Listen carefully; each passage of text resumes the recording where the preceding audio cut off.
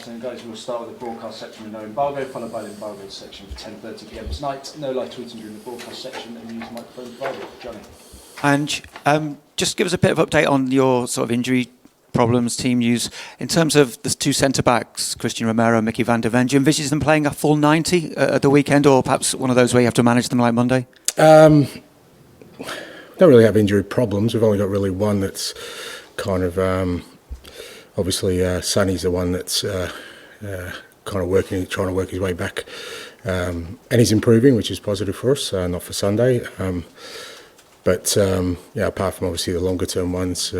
everyone else from the last game is backed up really well, so the rest of the squad's fit and available, and in terms of team selection we'll see. We've got another sort of 48 hours to decide which way we go. So Sonny not available for Sunday, but do you envisage him being right for Thursday? Oh, we'll see. Like I said, he's improving. It was first time he's kind of got out in the grass today, and he said he felt it's definitely better than what it was, so it's kind of a day-by-day proposition. Obviously, you want to give a professional and competitive performance against Liverpool, but is really the essential priority just getting through unscathed and looking at Thursday? No, I think you want to do more than that.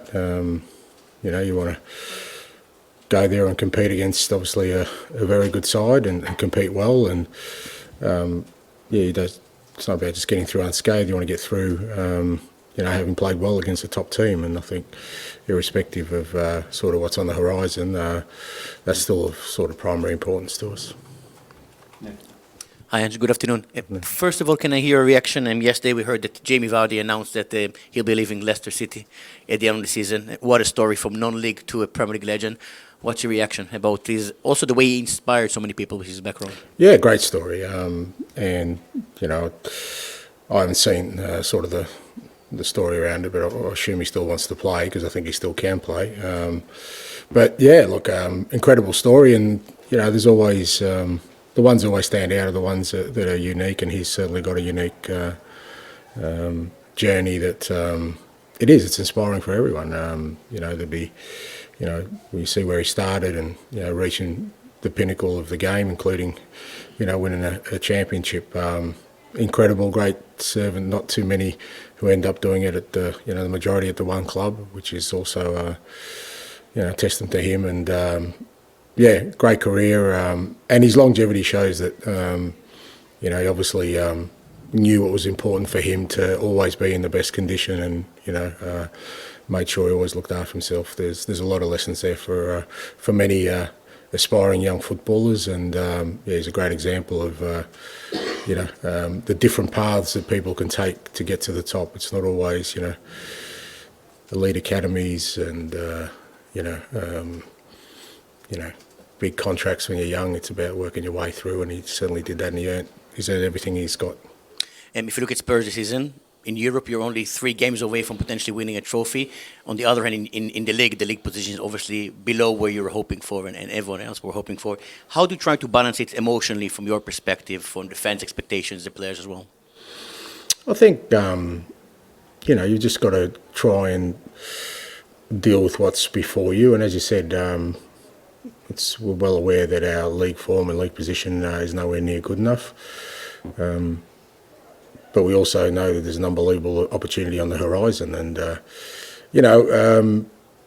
I think irrespective of, this club's had many seasons, and a lot of clubs have many seasons where they've done outstandingly well in the league, but don't have the opportunity we have right now of being in a Final Four in a major European competition. So, that's, I think that's where the focus is, and that's where the focus should be, irrespective, especially for a club that...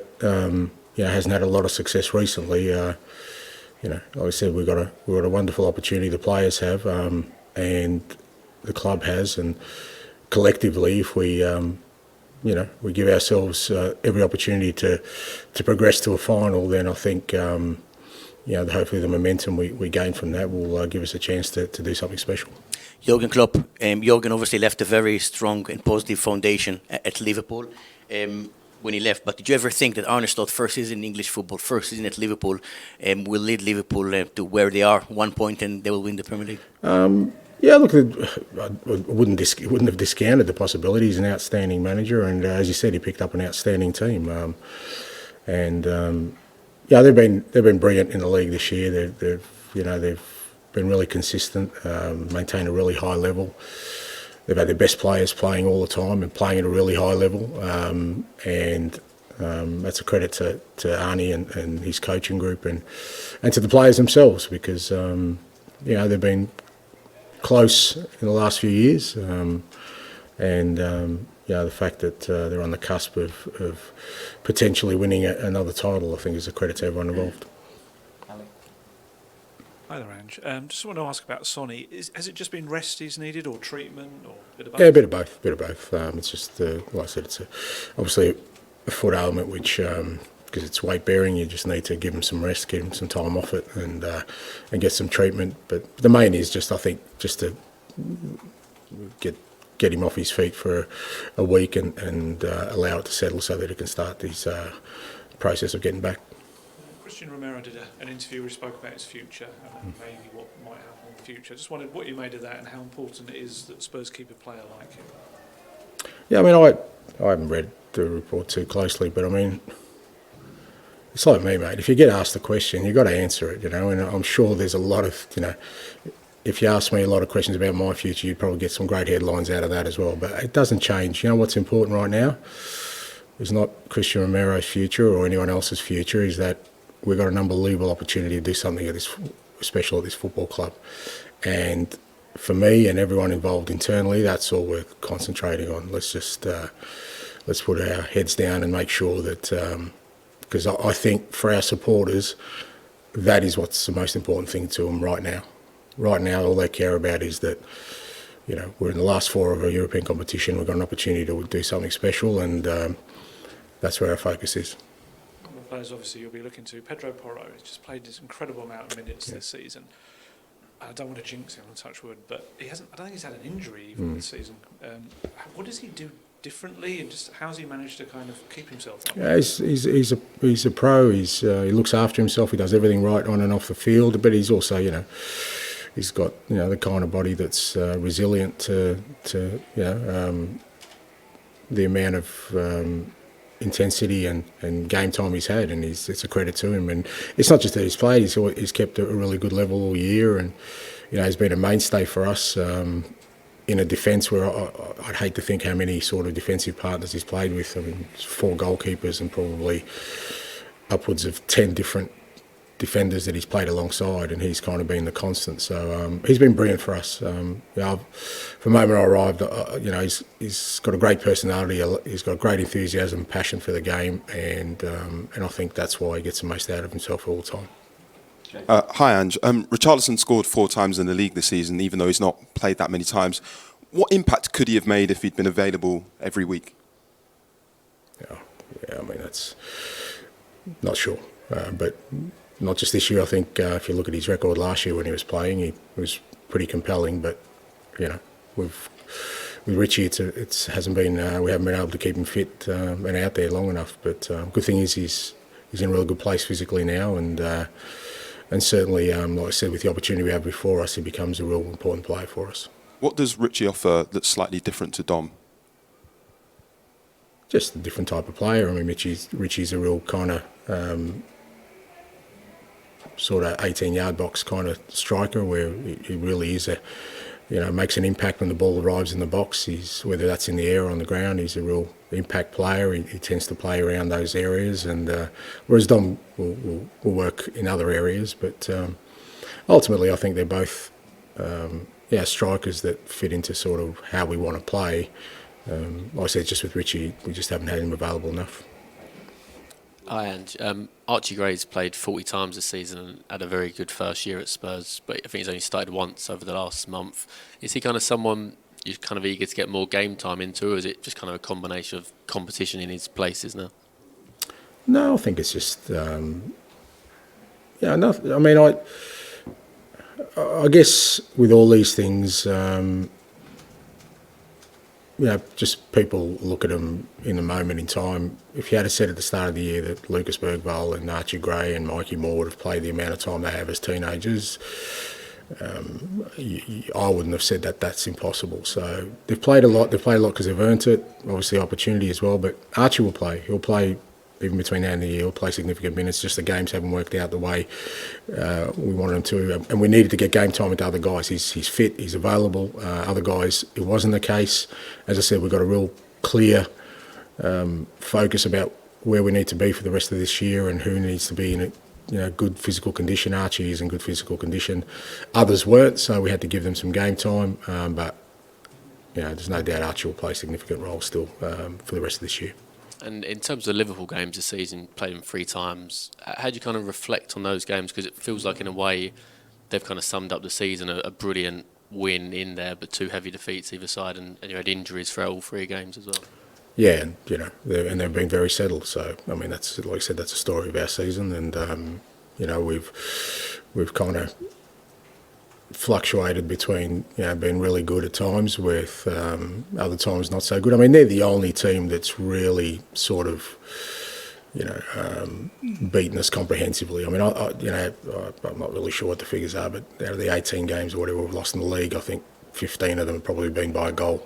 So it's not like but Liverpool for sure, they opened us up a couple of times. But like I said, in the cup game, I thought in the first leg we were really good. We took the game to them, even though again we had quite a few absences and worked really hard to get a win in that game. So we know it's going to be tough on the weekend, but at the same time, I think it's a great challenge for us. And just finally for me, you're obviously a proud man, proud of your record at other clubs, and this season could finish with the Europa League. Obviously, at the minute, the numbers, 18 defeats, and I think potentially it could be worst ever Premier League season. How much does that kind of hurt you, I guess, personally? Because obviously that's not what you wanted coming into this season. Yeah, well, look, it's not about me. It's not about what I feel and me personally. It's about us as a club, and obviously, like I said, we've fallen well short. But we can assess all that at the end of the year. In terms of the totality of my 2 years here. So, let's assess it then. And you spoke about, as a child, you supported Liverpool. Is it a bit weird now you can potentially be spoiling their title party? Is there any emotion there this week, or is it all strictly business? No, mate, I'm almost 60-year-old adult. I've gone past my boyhood crushes, so it's got no impact whatsoever. I have great admiration for the football club. Yes, I supported it when I was younger, but that was 50-odd years ago, so we've well and truly moved on since then. And then there's a lot of talk about where you are in the league and then the upcoming semi-finals. Is there a sense to ever switch off with the pressure? Or can you switch off when it's this time of the season? Or do you just look forward to each game? No, fair to say you can't really switch off. I think there's plenty going on that keeps you really focused. And like I said, we've got an unbelievable opportunity on the horizon that I'm well and truly, laser focused on making sure we give ourselves the best chance of success. Okay, we'll end the broadcast section there. Move on to the Embargoed Section for 10:30 p.m. tonight. Tom? Hey, Ange. That's the first time we played Liverpool. We won 2-1. It was a last-minute goal.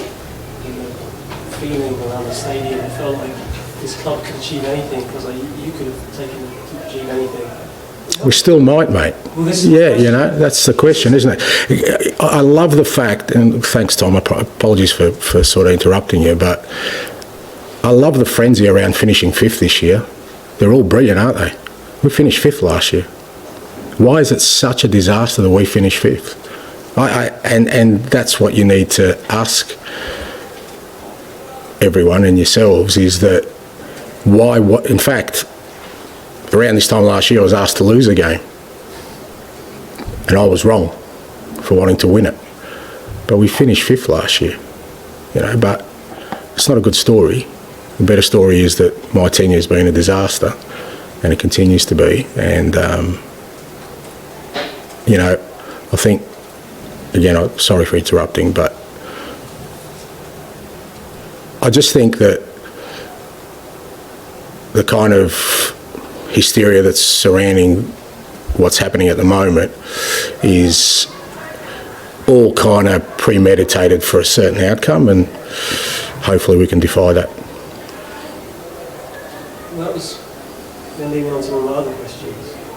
It's kind of leaning off the back of the final moment of your press conference out in Frankfurt.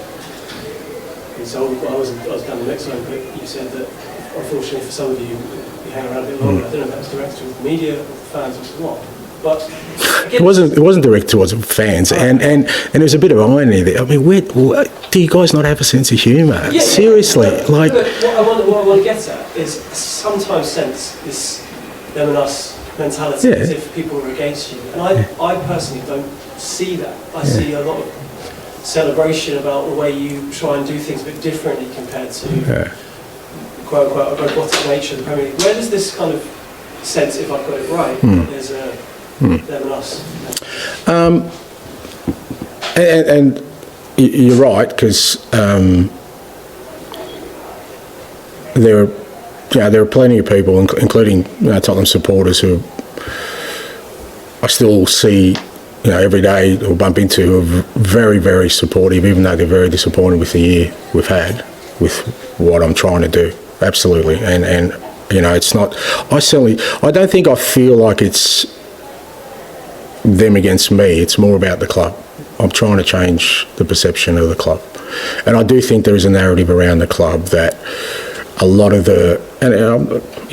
most of the time I'm not talking about you blokes who are here regularly, because I think you guys kind of know me a little bit better, but I think there is this narrative of trying to set this club up for some sort of fall consistently, and that there is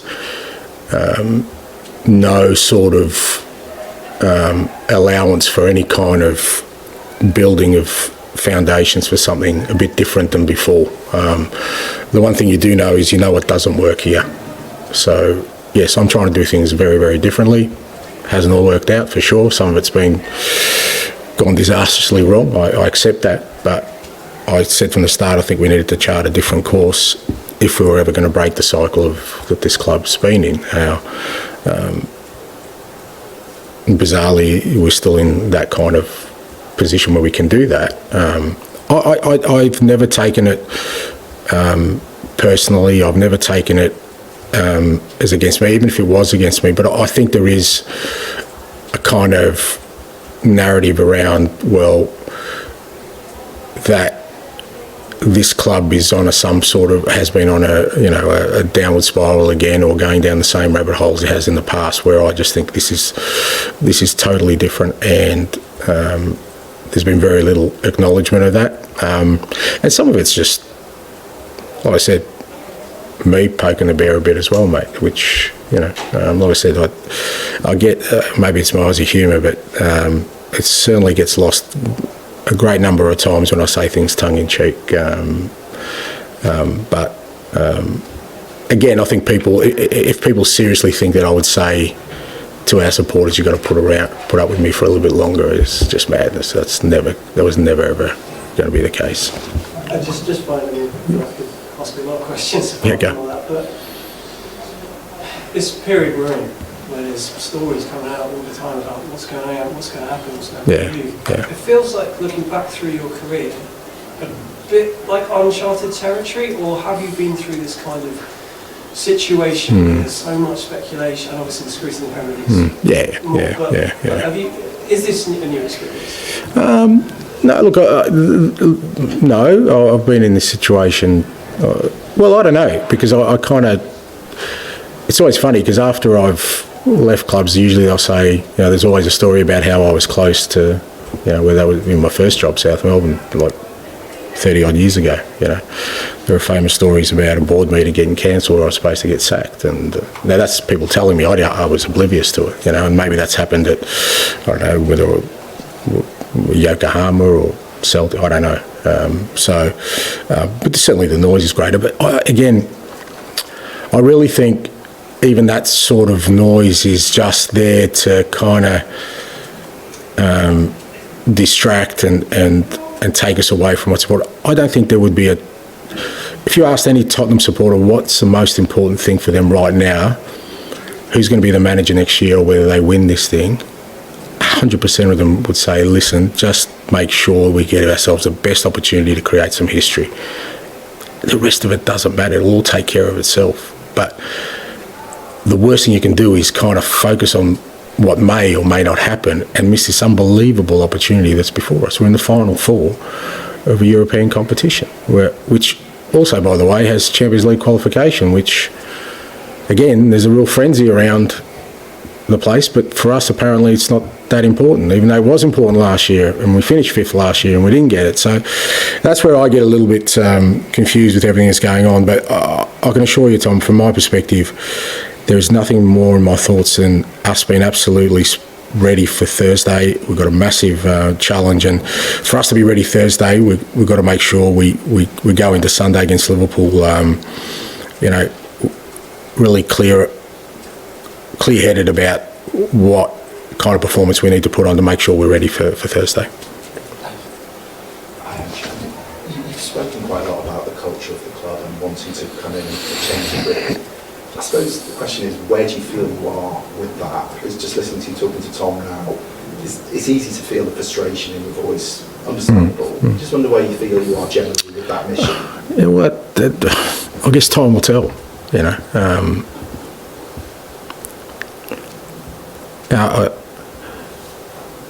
I talk to the players a lot about the Stonecutter's Creed. Stonecutter's Creed, you know what that is? No, sorry. Yeah. Stonecutter, on the 101st blow, the rock cracks. But no one sees the other 100 blows. And they think it's the last one that does it. It's not. So time will tell whether what I've tried to do over the last 2 years gets us to crack that stone. If not, maybe I haven't. But you won't know that. And you won't know whether, how much I've sort of had an impact until we get to that place, because that's where we're at. We need to try and take the opportunity that's before us right now, and that won't happen because we're good for the next 2-3 weeks. That'll only happen if what's got us to this place gets us what we want. I'm assuming you mean that final crack is the shot at a trophy. Yeah. Do you tell the players to pound the rock? Is that the creed? You've missed that analogy. I've just googled it. Is this an Australian thing? It says you have to. No, I don't think it's an Australian thing. I think. That's the only reason I have. Okay. Well. So you have to keep pounding the rock. Yeah, and what it says is that you keep doing the right thing. That sometimes it's unseen, the impact it has, because you won't break it with 101st blow unless you've done a lot of things that, to the naked eye, seems like you're doing nothing, or maybe you're doing the wrong thing. But Stonecutter knows that he needs to keep doing it because it'll come. I'm glad I've educated you guys. If nothing else, you can have that. Yeah. What do you feel has gone disastrously wrong, Ange? Just, I think I said before, it just feels like a season where we've just been chasing everything, and every time we look like we're kind of, there's always, whether it's, we just haven't been able to gain any traction or momentum or get ahead of the curve in terms of, trying to establish a real footing in the league. Every time we make a couple of steps forward, it seems like, some of it's been self-inflicted in terms of, last week's a good point in case where we played really well, but our start was awful, so you lose another game, but it wasn't because we didn't play well, it's because we didn't get a great start. Other times it's just been stuff that's been out of our control, losing players with injury, with key players for so it just hasn't gone anywhere near as kind of not to plan, because it never goes to plan, but like I said, where we felt like we're in a place where we can chart a course forward, and like I said, it seems like we've always been trying to plug holes here and there, or trying to get us to a certain place where we can, again, because within that context of everything that's happened in the league, we still had a very good Carabao Cup run, so there was still that to kind of, okay, we're up for that, then we gained some traction, but then the league sort of drags us down a bit again, and now it's in Europa, so, that it's fair to say that, there's no other kind of way to describe our season in the league as one that has fallen well short of expectations. But as I said, there's still an opportunity there for us to do something special. And there's this expression that Pochettino used in his last year in charge. He said the club needs a painful rebuild. and fans kind of latched onto that. I think the feeling was that the club kind of tried to avoid that by bringing in Mourinho and obviously Antonio and kind of trying to ride the wave without rebuilding the foundations. Do you feel like is what you're saying? Are you in that rebuild? Is that what you feel like I think that's pretty obvious. I mean, you just have to look at our recruitment strategy over the last 2 years. It's about regenerating this squad. I mean, I think the game against Frankfurt away, I think we had Romero, Porro, maybe Bentancur were the only starters who were there when I came. So that's a fair whack of a rebuild. So yeah, and there's always pain in rebuilds because invariably you dip in the bottom end of the pool in terms of age demographic, and you want that team to grow. So I think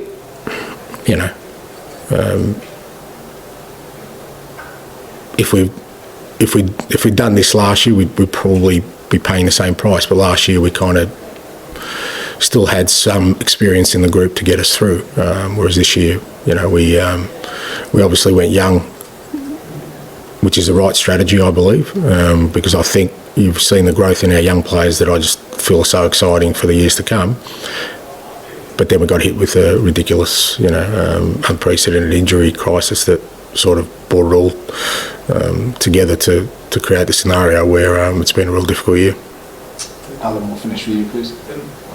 Liverpool had merchandise being delivered this morning, champions, logos, etc. Like, how much motivation is that for you to be able to sort of spoil the party? Yeah, look, I don't think that means that they're going to be complacent in any way. I think that's the world we live in, where they've got themselves an opportunity to become champions on Sunday, and they should be ready for that for sure. But notwithstanding, there's still a game to be played, and we're part of that game. And as I said when we played City last year, I want to win every game I play, irrespective of kind of who benefits or who doesn't benefit from it. It's an opportunity for us to win. We're going to have to play well because they're a good side, but the fact that they have a sort of great prize at the end of it, should they be successful, means we're going to face a very motivated opponent and a very motivated crowd. So it's going to be a hell of a challenge for us, but exciting one if we can overcome it. You say you come away with a 1-0, 2-1 win. I mean, is there an extra element beyond just 3 points of motivation that you sort of stole that part of things? Well, I just think if we do that, then we would have played awfully well, and that would be, fantastic sort of impetus to go into a game, our most important game of the season on Thursday. So I think any time you go to Liverpool, if you can come out of there with a result and a performance, I think irrespective of again what ramifications that has, you feel good about yourself. Thank you.